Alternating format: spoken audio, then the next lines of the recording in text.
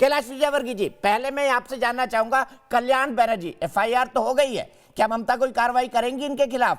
क्या पार्टी ने माफी की मांग की? उसके बाद तृणमूल कांग्रेस का स्टैंड क्या कहता है?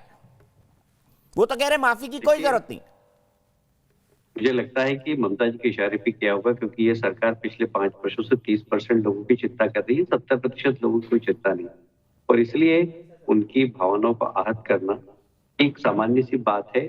अभी से नहीं, आप पहले भी बहुत सारे घटनाक्रम देख सकते हैं, चाहे वो नवरात्रि के समय में दुर्गा विसर्जन की बात हो और मुहर्रम के जुलूस की जरूरत की बात हो, चाहे कि बच्चे अगर टीचर्स संस्कृत का मांगे तो ये उर्दू पे भेज देते हैं, अगर वो आंदोलन करते हैं तो ये गोली चला देते हैं। वो बच्चे आज भी उनका अंतिम संस्कार नहीं हुआ, उनके माँ बाप ने उनको गाड़ के रखा है कि जब तक इनको न्याय नहीं मिलेगा, जब तक उनका अंतिम संस्कार नहीं करेंगे।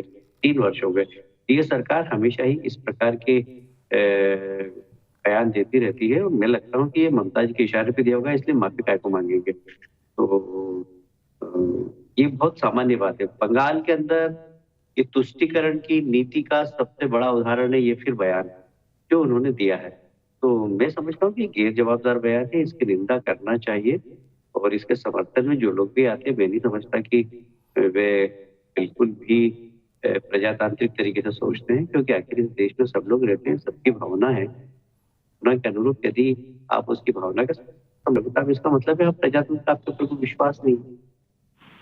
मैं आपसे ये जानना चाहूंगा, आपको क्या लगता है, आप इतने पार्षद से लेके मंत्री तक और दुनिया भर के पदों पर रहे हैं, आप बंगाल के प्रभारी हैं, मैं आपसे समझना चाहता हूं, क्या ये जानबूझकर दिया गया बयान है? आप जिस 30% की पॉलिटिक्स की बात कर रहे हैं, उनको खुश करने के लिए दिया गया बयान है? निश्चित रूप से। देखिए, चुनाव के समय इस प्रकार के बयान देना, तो मैं तो सार्वजनिक रूप से कहता हूँ कि ये सरकार 60% लोगों की है ही नहीं। ये सरकार सिर्फ 30% लोगों की चिंता करती है, और घुसपैठियों की चिंता करती है, रोहिंग्या की घुसपैठियों की चिंता करती है। बाकी लोगों की उनकी चिंता नहीं, ना उन लोगों को इनको वोट चाहिए, इसलिए उनकी भावनाओं को भी आहत करती है। तो ये बहुत सामान्य घटना है पश्चिम बंगाल में, और सिर्फ तुष्टिकरण, भ्रष्टाचार, माफिया राज, इसके अलावा पश्चिम बंगाल में कुछ भी नहीं।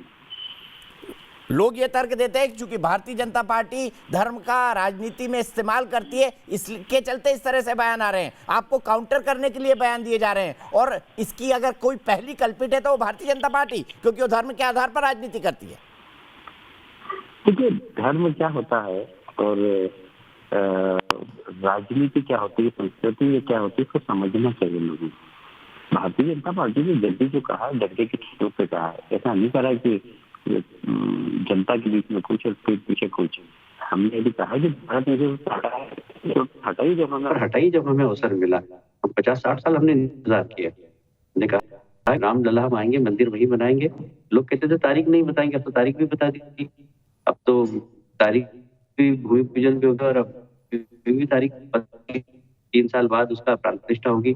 जो लोग राम मंदिर का विरोध कर रहे थे, वे राम मंदिर के अंदर जाए।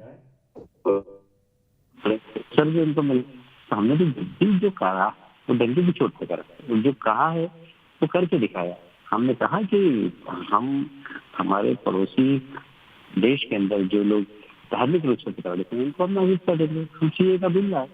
तो जो भी कहा है हमने डंडे की चोट पे कहा है और करके दिखाया, और ये हमारी विचारधारा का हिस्सा है। और इसलिए यदि इन लोगों को वो धार्मिक लगता है तो लगे, पर हम इसे सांस्कृतिक मानते हैं, मेरे देश की जन भावना का सम्मान है, और यही प्रजातंत्र के अंदर है कि प्रजातंत्र में आप लोगों की भावना का सम्मान करें। हमने कभी मुस्लिम समाज को हर्ट नहीं किया।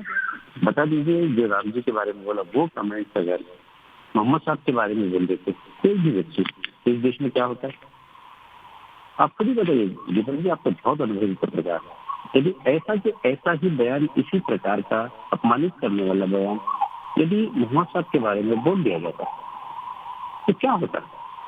तो इसलिए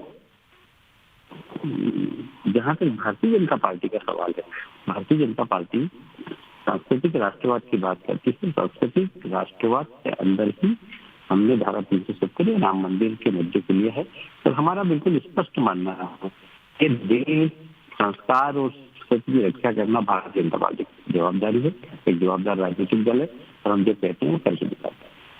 एक बात मैं आपसे जानना चाहता हूं, पॉलिटिकल एनालिस्ट ये मानते हैं कि ये असदुद्दीन ओवैसी के बंगाल में आने का पॉलिटिकल इफेक्ट है कि इस स्तर पर जाकर टीएमसी के लोगों को बात करनी पड़ रही है, इस तरह के बयान देने पड़ रहे हैं। क्या आप इसको सही मानते हैं? क्योंकि ओवैसी के आने पर टीएमसी के लोग को घबराहट हो सकती है, बाकी लोगों को घबराहट हो सकती है जिनका कि वोट बैंक एक विशेष वर्ग का है। हमें कोई घबराहट नहीं। हमने तो बंगाल की राजनीति में 50% वोट के आधार पर 2/3 बहुमत लाकर हमने सरकार बनाने की हमारी तैयारी की है और हमें विश्वास है कि हम 51% वोट लाएंगे, 2/3 बहुमत बनाएंगे और बाकी जो लोग हैं कोई भी लड़ने आए वो 49% में अपने मतों का विभाजन करेंगे। पर हमारा जो तैयारी है, हमारी जो बंगाल में हमारी जो इतना है 50% वोट की, इसलिए किसी के लड़ने और किसी के नहीं लड़ने से हमें कोई फर्क नहीं पड़ता। जिनके वोट बैंक पे असर होता है उनको फर्क पड़ेगा।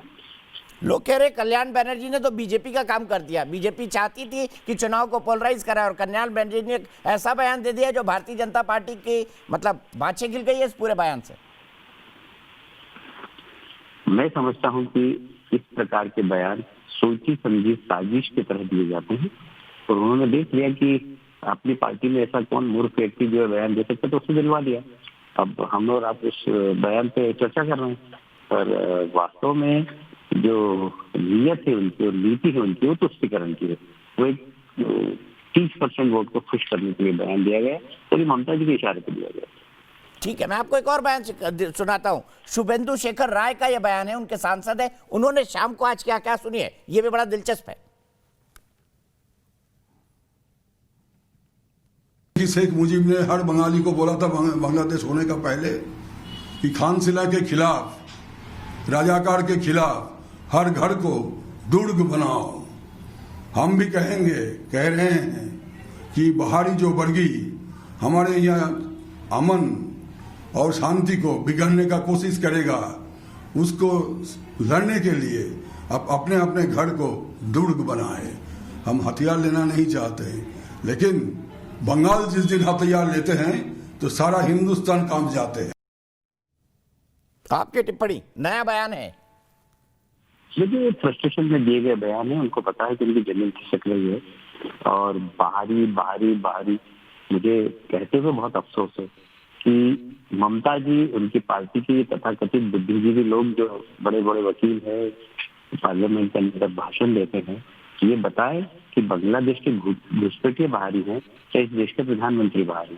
मुझे ये बताएं कि वे रोहिंग्या मुसलमान जो जिनको आपने शरण दी है और वो यहाँ पर आपराधिक गतिविधियों में संलग्न है, जो तस्करी कर रहे हैं, गाय की तस्करी कर रहे हैं, जो फेक करेंसी की तस्करी कर रहे हैं, उनको आपने संरक्षण दे रखा है और तन मन धन से उनका सपोर्ट भी करते हैं, सिर्फ इसलिए कि वो वोट देंगे। वो बाहरी नहीं है और देश के प्रधानमंत्री बाहरी है, देश के गृह मंत्री बाहरी है, नड्डा जी बाहरी है। अब ये संकुचित मानसिकता, क्या बंगाल इस देश से ऐसा नहीं? क्या ममता जी और उनकी पार्टी के लोग ये समझते हैं कि एक अलग देश बन गया है? क्या ये भारत का संविधान वहां पर लागू नहीं होता? नहीं होना चाहिए, अभी नहीं होता। क्या लागू नहीं होना चाहिए? ये चुनौती है सारे देश के लोगों के लिए कि बंगाल में क्या हो रहा है और किस प्रकार के बयान आ रहे हैं और ये कितना भारत के संविधान के प्रति जवाबदार लोग हैं। और इसलिए मैं बहुत जिम्मेदारी के साथ ये बात कह रहा हूँ कि टीएमसी की सरकार, टीएमसी के नेता गैर जिम्मेदार पूर्ण बयान देते हैं और कई बार इसमें अलगा हुआ छिपा हुआ रहता है। ये बहुत अफसोस की बात है।